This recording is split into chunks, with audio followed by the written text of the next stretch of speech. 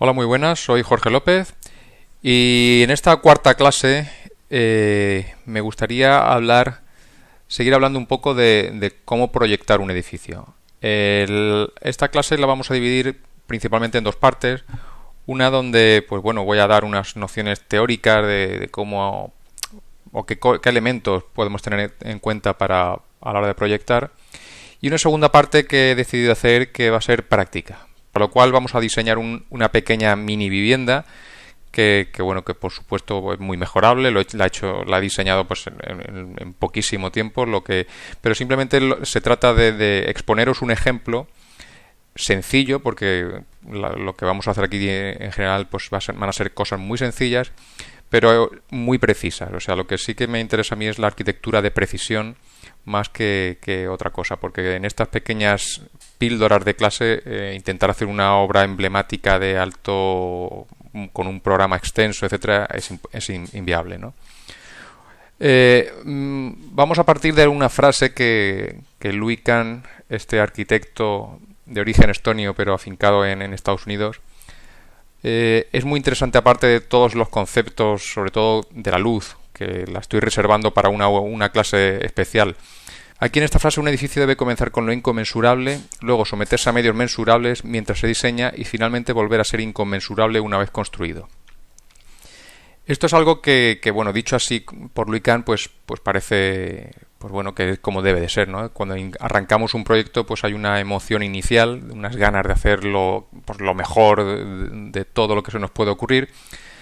Luego hay un periodo de crisis. Todos los que nos dedicamos a este mundo pues sabemos, pero ya no solamente de la arquitectura, sino en general del mundo creativo, pues empezamos con mucha ilusión, pero luego ya al intentar materializar, ¿no? Al intentar darle forma que funcione, aparte de la arquitectura ya no solamente es estética, es función, como ahora veremos.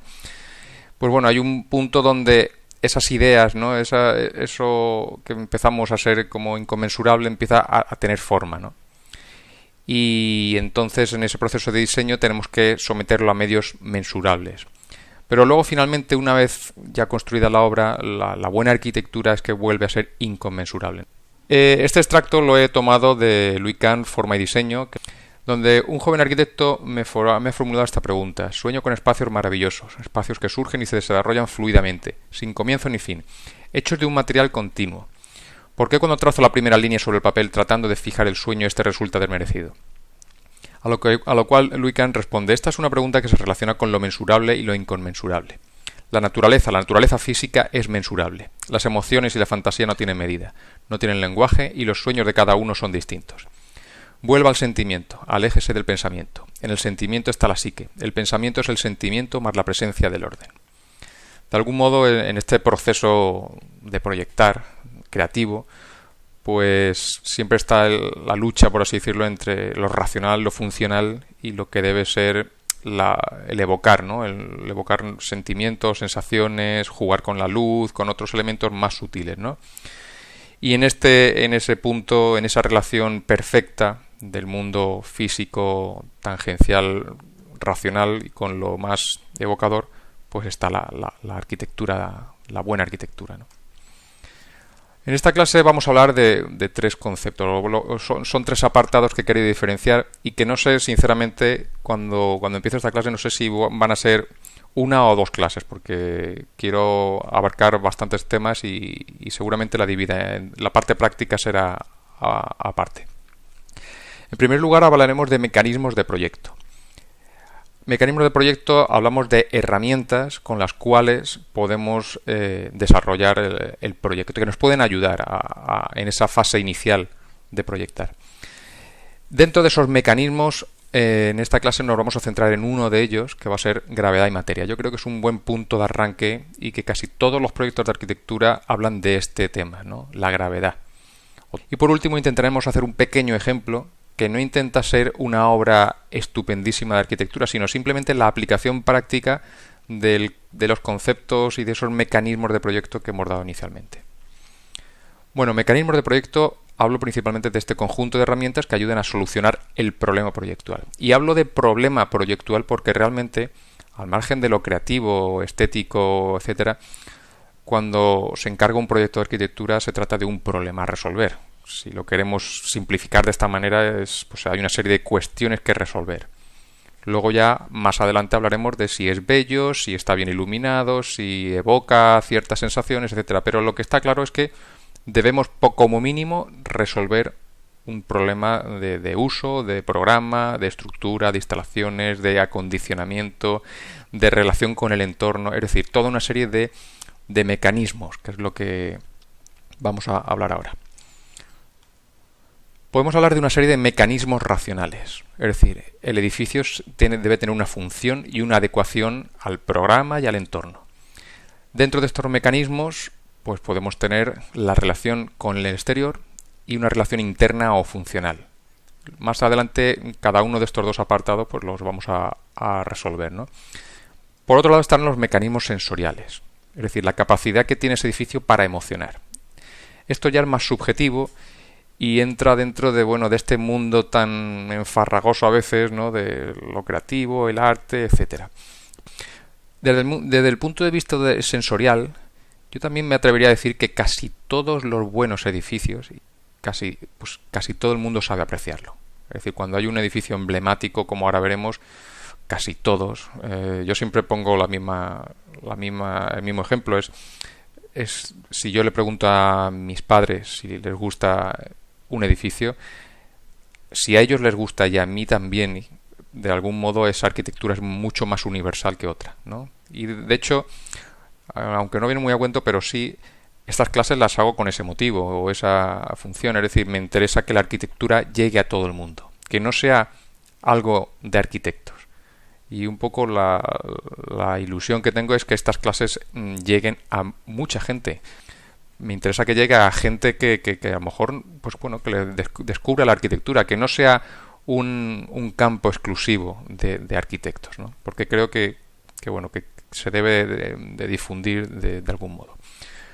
Bueno, volviendo al tema, mecanismos sensoriales, hablo de materia, de luz, de métrica, de orden, de que todo esté proporcionado, como vimos en la primera clase, ¿no? De que todo tenga una cierta lógica y métrica.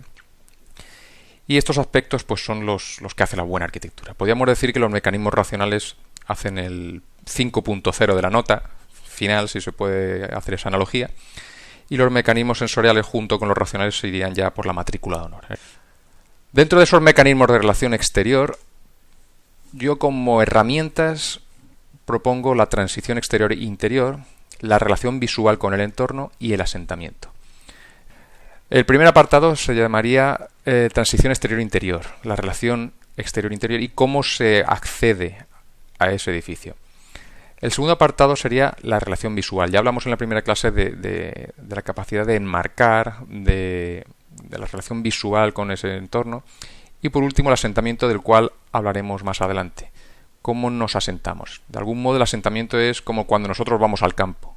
Si os dais cuenta, cuando vamos al campo, lo primero que hacemos es poner un mantelito, y de esa manera, con ese gesto tan sencillo de poner un mantelito sobre el campo, estamos determinando unos límites, ¿no? Donde vamos a colocarnos. Dentro de los mecanismos funcionales internos hablaríamos de conexiones y circulaciones. ¿Dónde están los núcleos de circulación? Hay un núcleo de circulación inmediato de salida de emergencias, pero hay un núcleo de comunicación más pausado, donde se disfruta más el entorno. ¿Qué tipo de circulación es? Si es una circulación en peines, si es una circulación más directa desde un punto concreto.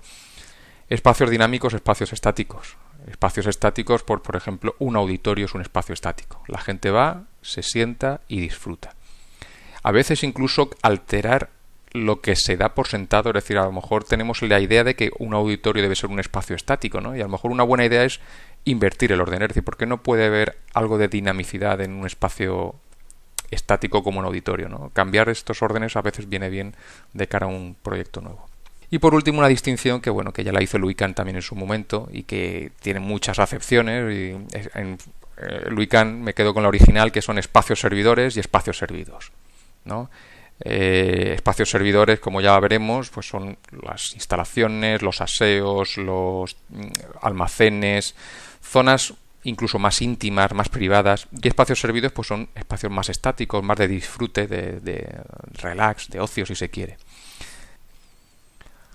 Y por último, los mecanismos sensoriales. Hablo de la gravedad, de la luz y del orden. En esta primera clase, respecto de estos tres elementos, me voy a centrar en la gravedad y la materia, ¿de acuerdo? Pero por supuesto la luz, el orden, pues son esos ingredientes también que hay que tener siempre en cuenta. Ejemplos de lo que estoy diciendo, porque claro, dicho de esta manera pues puede sonar muy etéreo. Pero por ejemplo, relación con el exterior. En este caso, la Casa Malaparte. La Casa Malaparte, que está en la isla de Capri, en Italia, y que recomiendo, por supuesto, todas las obras que yo vaya diciendo por aquí, pues más que conseguir planos o ver fotos como yo enseño aquí, lo que siempre yo propongo es que si se puede viajar, pues es como mejor se queda la arquitectura, ¿no?, dentro. Bueno, pues esta Casa Malaparte está situada en una situación ideal, en lo alto de un peñón, en esta isla de Capri, y tiene, por así decirlo, un bipolarismo, ¿no? La terraza es una especie de plataforma que se vuelca al infinito, al mar. Sin embargo, en el interior de la vivienda se disfrutan de estas vistas parciales, ¿no? Esto viene muy a cuento de la primera clase que di, donde hablaba de la necesidad de enmarcar el entorno y de enmarcarlo hacia ciertos puntos clave, ¿no? Esta es la Casa Malaparte, y en esta casa, pues bueno, ya veis la plataforma superior, donde simplemente se disfruta de esas vistas, y en el interior de la vivienda pues están esas vistas enmarcadas del exterior. Es curioso porque estas ideas, como también anuncié ya en la primera clase, pues todas estas ideas de proyecto se pueden renovar, reciclar, coger y de algún modo reutilizar, sí, copiar para mejorar. Entonces, por ejemplo, Alberto Campo Baeza pues no tiene ningún problema en utilizar los conceptos, que ahí es lo interesante, no la forma, sino los conceptos utilizados en la Casa Malaparte para realizar su Casa del Infinito. Incluso el muro en la entrada, en la plataforma superior, no sé si os dais cuenta que hay un muro curvo aquí circular que tapa la visión para luego lograr mayor impacto al volcarse con el mar. Pues bueno, ese mismo artificio lo consigue o lo reutiliza Campo Baeza con ese muro a la entrada, ese muro superior. Por lo menos los conceptos son muy parecidos a los de la Casa Malaparte. Bueno, voy a dibujar unos pequeños esquemas para un poco explicar esta parte de asentamiento en el lugar. Como habéis visto, tanto en la Casa Malaparte como en la de la Casa del Infinito de Campo Baeza, ambas casas se sitúan sobre un podio. Un podio que, bueno, luego está como horadado, donde se hace un espacio vividero, pero una opción de implantación es el podio. La otra opción podría ser la que voy a dibujar a continuación, y es la plataforma. ¿De acuerdo? Sería simplemente disponer de una plataforma elevada sobre el terreno. Son dos instrumentos, dos mecanismos de asentamiento muy utilizados en arquitectura, ¿no? El podio, ahí estoy dibujando una personilla más o menos, y la plataforma. El podio, como veis, está arraigado al terreno, mientras que la plataforma pues parece flotar, ¿no?, elevarse sobre el espacio. En el podio luego podemos dibujar el elemento ligero, ¿no? Es decir, en contraste con ese podio masivo y anclado al terreno, podemos hacer un espacio más ligero, más liviano. Y las vistas siempre, pues bueno, donde nos interesa, porque estamos elevándonos, porque nos interesa contemplar de algún modo el espacio de alrededor. Si os dais cuenta, pues bueno, el podio se arraiga al terreno, a lo pesado, y la plataforma parece volar. Así, por ejemplo, una forma de dibujar esta forma pesada de espacios arraigados al terreno es simplemente, pues como estoy dibujando yo, ¿no? Una cosa interesante es saber dibujar las ideas. Y para saber dibujar las ideas, pues bueno, ya veis que el espacio superior lo hago finito, es un espacio ligero, implantado sobre algo macizo horadado en el terreno. Sin embargo, en el caso de las plataformas, pues bueno, hago distintas plataformas y de algún modo genero algo más de dinamismo, ¿no? Luego arriba pues puedo seguir implantando el espacio ligero, sencillo, pero si os dais cuenta, aquí se establece un movimiento dinámico de plataformas flotando sobre el terreno, mientras que por otro lado en la parte izquierda estamos hablando de dos elementos contrapuestos, ¿no? Y aquí, por ejemplo, vemos pues la villa Farnsworth, ¿no? Está claramente elevada sobre plataformas. Y una cosa interesante de esta villa es, como ya hablamos en la primera clase, de un espacio diáfano, pero que está simplemente delimitado o de algún modo compartimentado por un elemento central tipo armario, tipo mueble, que genera todas las circulaciones. Este sería el esquema de esa vivienda. La plataforma inferior sería la de acceso y la superior la vividera. Elementos que me parecen muy curiosos de esta villa Farnsworth son los elementos, por ejemplo, estructurales. Es decir, si os habéis dado cuenta, en este caso la estructura está por fuera, es exterior. Y de hecho se realza con esos grandes pilares metálicos hacia el exterior. Aquí en el plano podemos contemplar esos pilares donde están marcados. Faltan algunos pilares, pero bueno, es problema del plano. Y una cosa curiosa es que cuando Mies van der Rohe utiliza la plataforma flotando sobre el terreno, utiliza, como hemos visto, unos accesos centrales. Si os dais cuenta, el acceso es totalmente central y directo a la plataforma. En este caso, de nuevo, reutiliza un poco la idea de plataforma elevada y la estructura también, como estáis viendo, es exterior, con unas grandes cerchas superiores que se ven solamente al exterior y de nuevo ese acceso central inmediato. Analizando su planta, pues bueno, aquí vemos los elementos estructurales potentes y que consiguen una luz pues importante y ese acceso directo central hacia la plataforma elevada. En el pabellón de Barcelona he sacado este pequeño detalle que veis a la derecha de la estructura. ¿Por qué? Porque en este caso que utiliza un podio, no una plataforma, ahora lo veremos, pues los pilares de algún modo son interiores, ¿no? Aquí vemos la planta, vemos el podio y por tanto vemos el acceso, que en este caso no es central, sino que es tangencial al edificio. Y he resaltado también los pilares, que en este caso los pilares, pues ya veis que tienen forma cruciforme y son internos o interiores al propio espacio. La nueva Galería Nacional de Berlín, pues saca la estructura fuera, una estructura bien potente, de casetones metálicos de 3,60 por 3,60 metros, dejando todo el interior libre para ubicar todos los paneles de vidrio pues donde se quiera. Analizando su planta, pues vemos los pilares externos donde se ubican, que también tiene su explicación, es decir, si os dais cuenta, casi siempre deja las esquinas libres. No sé si os habéis dado cuenta en la villa Farnsworth, de nuevo las esquinas están libres. Casi siempre en las esquinas no coloca casi nunca pilares, ¿no? Las esquinas son elementos que se dejan diáfanos, libres. Fijaos en la villa Farnsworth, ¿no? Las esquinas libres. Y si volvemos al pabellón, aquí, pues de nuevo las esquinas totalmente libres para que el acceso se produzca por ahí directamente. Y de nuevo accesos tangenciales, aunque aquí también hay uno central a la derecha, pero sobre todo lo que es la plataforma, el podio, está con esta circulación tangencial. El segundo apartado del que me gustaría hablar, que ya hemos hablado, porque es directamente plataforma y podio, habla del sentido de la gravedad del edificio. Como ejemplo, me gustaría hablar de la Falling Water, la famosa Casa de la Cascada de Frank Lloyd Wright. Todas estas obras, pues como estáis viendo, pues son de cierta antigüedad. Son el de 1939, las anteriores del 60, del 29, es decir, todos los elementos cruciales de la arquitectura que hoy en día pues estamos manipulando, estamos utilizando, son elementos que ya se utilizaron en su momento y aparte con muy buen criterio. En este caso la Falling Water, si os dais cuenta, también habla de esta diferenciación de materialidad o de gravedad. El lugar donde se implantaba la Falling Water, pues bueno, como veis es idílico, ¿no? Es una pequeña cascada en un bosque y unas rocas sobre las cuales pues bueno, el agua discurría. Frank Lloyd Wright lo único que hace es un poco reinterpretar lo básico del lugar.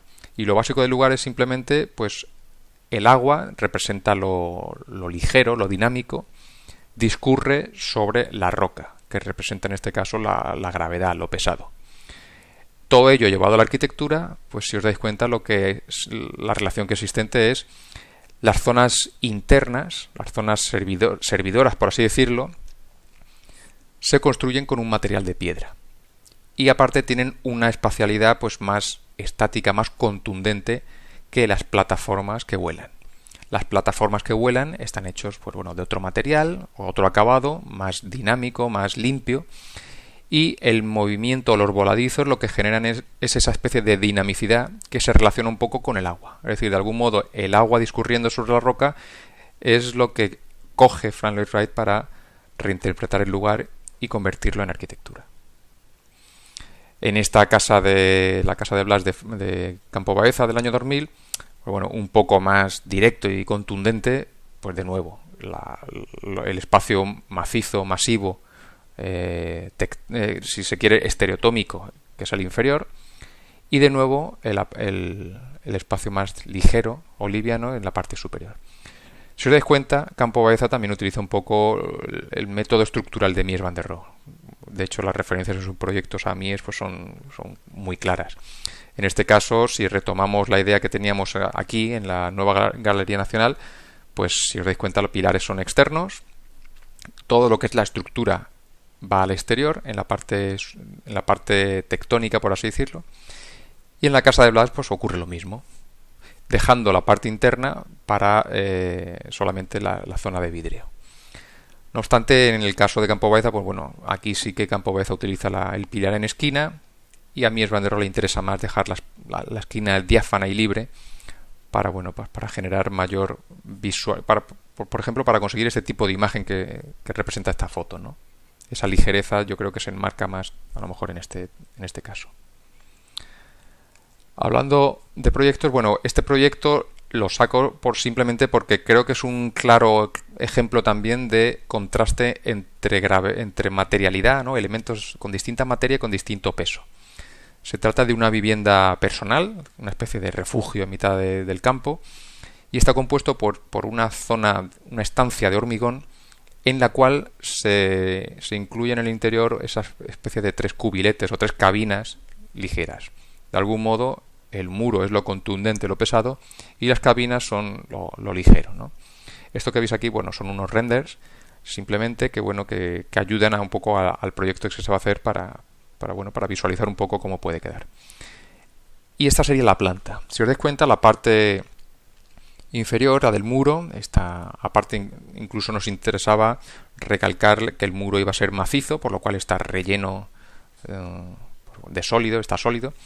Las partes del muro, pues bueno, ahí está el aseo en el apartado 4, el apartado 5 es la cocina, y esas cabinas, por así decirlo, hacen de relación entre ese elemento pesado de hormigón y el patio, que es la zona superior. La zona superior, las zonas 6 son por donde van a discurrir esas cabinas, y la 7 es un pequeño estanque.